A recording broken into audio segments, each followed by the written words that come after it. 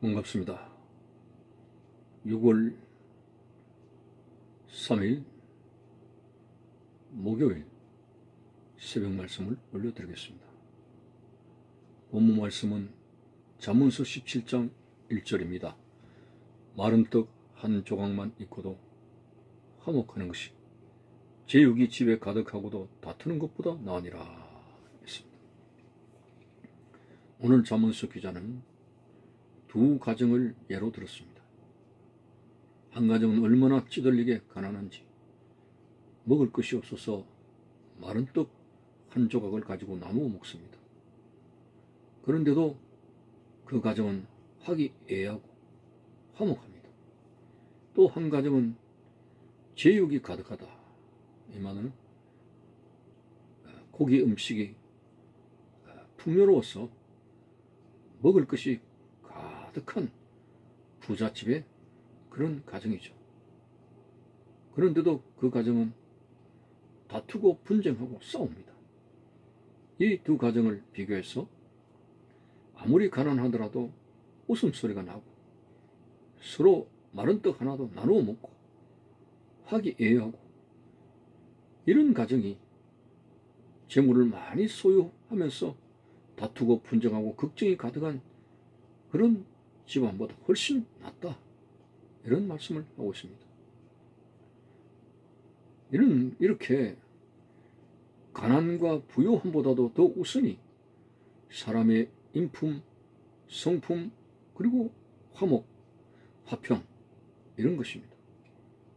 그런데도 우리는 많은 사람들이 잘못된 길을 걸어간 것 중에 하나, 무조건 부자가 되고 보여야 되겠다. 심지어는 악하게 살아도 일단 많이 버려놓고 봐야 되겠다. 이렇게 매진합니다마는 그것은 어리석은 삶의 채바퀴를 도는 것입니다. 예수님께서 일찍이 말씀하셨습니다. 사람의 행복은 재물에 넉넉한 데 있는 것이 아니라고 했습니다.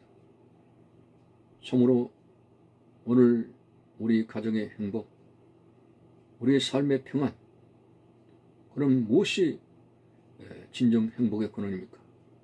천수꾼은 천가지 걱정, 만수꾼은 만가지 걱정이라고 했는데 확실하게 재물 속에는 텅 빈 정말 행복에 대한 어떤 것도 없습니다. 가장 중요한 핵심은 우리를 구원해 주시기 위해서 십자가에 죽으신 예수 그리스도를 중심으로 화목하는 것입니다. 예수 그리스도를 중심으로 화평하고 평안한 그러한 가정이 행복한 가정이고 행복한 삶입니다. 예수님께서는 이런 역설적인 말씀도 하셨죠. 내가 너희들에게 화평을 주러 온 줄로 아느냐? 오히려 분쟁을 야기시키려고 왔다. 시어머니와 며느리와 부모와 자식 간에 이러한 가족 간의 분쟁을 만들기 위해서 왔다고 하는 이상스러운 말씀을 하셨는데 그것의 참된 의미가 뭐겠습니까? 화목의 근본은 바로 예수 그리스도입니다. 예수 그리스도를 통해서 구원받게 되는 확실한 보장 속에서 화목이 있는 것입니다. 우리가 지옥의 형벌을 받지 아니하고 저 하늘나라의 시민권을 가지고 소망 가운데 살아가는 그 자체가 바로 평안의 근본입니다. 예수가 없이 재물이 많고 복음이 없는데 인간적으로 서로 예의를 지키며 화목한다 한들 그 세월이 얼마나 가겠습니까? 소금을 두고 화목하라 했으니 오늘 여러분 진정 생명의 근원 되신 예수 그리스도를 중심으로 진정한 평안과 행복이 있다는 사실입니다. 예수님 십자가 못 박히시고 3일이 지난 후에 제자들은 큰 걱정과 근심 속에서 뭔가 신앙생활을 포기하는 듯 고개를 떨구고 있었을 때 부활하신 예수님께서 제자들에게 나타나셔서 하시는 첫 인사가 너희들에게 평안이 있을지어다. 평안이 있을지어다. 예수 그리스도가 그들에게 나타나셨을 때 그들은 모든 근심 걱정이 사라지고 기쁨과 그리고 감사로 가득하게 되었습니다. 너희는 마음에 근심하지 말라. 하나님을 믿으니 또 나를 믿으라고 하지 않았습니까? 모든 행복과 화목과 그리고 기쁨의 근원은 바로 예수 그리스도입니다. 재물이 행복의 근원, 화평의 근원이 아니라 하나님과 우리 사이를 화목하게 하신 예수 그리스도 갈보리 언덕의 십자가가 하나님과 우리 사이를 화목하게 하시며 공동체의 화목을 가져오는 근본입니다. 자, 사탄 마귀는 지금까지 굵직하게 두 가지 일을 합니다. 첫째는 하나님과 우리 사이의 화목을 깨는 작업을 합니다. 죄를 짓게 해서 그리고 포기를 유도하고 결국은 우리가 낙심하여 하나님의 곁을 떠나게 됩니다. 이것이 사탄의 첫 전략입니다. 가인과 아벨도 형제간에서 의리가 깨어지게 되고 그 가인의 살인죄로 인해서 가인은 하나님 곁을 떠나버리는 지경이 되었습니다. 가룟 유다도 탐욕 때문에 결국은 예수를 팔아버리고 하나님 곁을 떠났습니다. 사탄 마귀는 계속적으로 밀가부로 우리를 넘어뜨리려고 하여 하나님과 화목한 우리를 떼어놓으려고 합니다. 두 번째 전략은 인간과 인간의 화목을 깨는 작업을 하고 있습니다. 고린도 교회를 보십시오. 바울이 목회 선상에서 세운 은혜 충만한 고린도 교회가 어느 날 아볼로파, 바울파, 게바파, 그리스도파 4분 5열로 분쟁과 분열을 가져왔습니다. 이렇게 은혜 충만한 교회도 성령의 역사가 일어나는 교회도 사탄이 틈을 타서 그들의 잘못된 열정으로 교회가 분열을 가져왔던 것입니다.